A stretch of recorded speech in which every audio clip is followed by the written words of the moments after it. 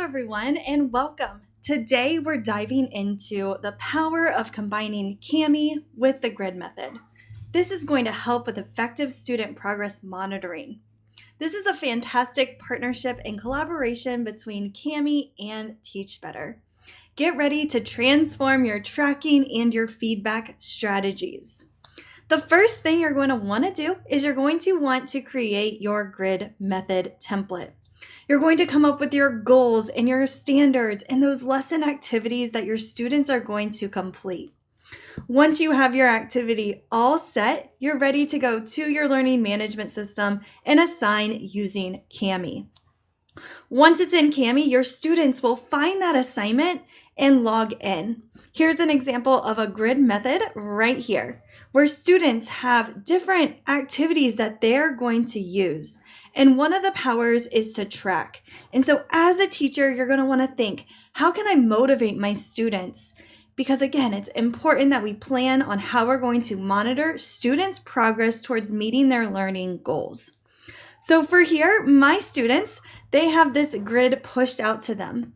And once they have this grid, they're going to go to Add Media, and they're going to take a picture using the camera tool. Students can smile, and they're going to add their little photo onto the screen, and they can use this as a tracker as they're working towards meeting those lesson goals on their grid. Another way, if you want to have a more of a collaborative activity, maybe you have built up your classroom culture, is you might use a different way. Again, you would go through your learning management system, create a collaborative Kami link, and share this with your students. Here I have each of the different levels listed out. And again, they get harder and harder because it builds up by DOK as my students are mastering information. You'll notice that I also turned on feature controls. Feature controls are on the teacher setting, and I'm able to go in and turn off some of the tools over on this toolbar, where here the student had all of the tools available. However, now they're only able to use the questions and the add media. Students can come over here, take their picture, and they are able to resize and show their progress as they're working towards. Because this is a collaborative document, other students will come in to the document. So let's go ahead and hop in as another student. So student Olivia is coming in to her learning management system, finding that activity. And once they find that progress monitoring, they're going to open it up. They're able to see where other students have added their photos and what other students are working towards. There's that add media, there's that camera. They can smile, add their photo, and again, there's a collaborative resource happening here. Students are not able to come in and remove or delete other students, which is a huge pro. I'm able to see where my students are working towards those learning goals on this progress monitor system. Students, again, as they complete the task, will move along the road to show that their progress towards meeting those goals. If they need check, they just have to move their photo down towards the bottom where they're able to communicate with me what they need to work towards in order to maybe get a check, or maybe they're stuck and they need help, or maybe they have questions. Again, they can't move other students. They're only able to move their own little picture, or maybe you use a shape or a game piece to have them show their knowledge. As students are working towards their goals, I'm able to monitor everybody on the same screen.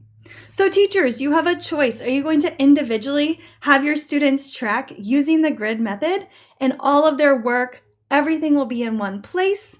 Or are you going to have your students all be on a collaborative document working together to see their progress, who needs help, who's stuck, and who needs a teacher check-in?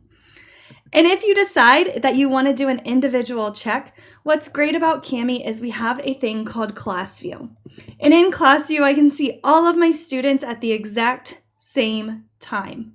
So here is where student Olivia is. She's at 1D, but student Stephanie is at 1A. I'm able to look at my students monitoring and seeing where they're at quickly by being able to use Class View and seeing every single one of my students' needs. So again, that was the individual way. Your second option is to do a collaborative Kami document, where here again I can quickly see that, oh, this student right here, student Olivia, needs some help. They have a question. I can call that student up to meet with them in a small group or one-on-one setting to help them with that question or what they're working towards.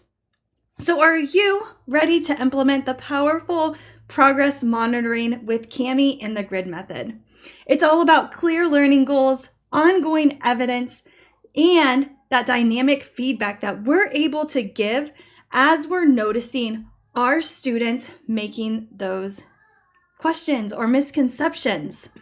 We're also able to monitor in class view and use the Kami tools to provide scaffolds or feedback right to our students. I can type onto my students' screens. I can create an audio or a video to give my students exactly what they need in real time as I'm monitoring their feedback.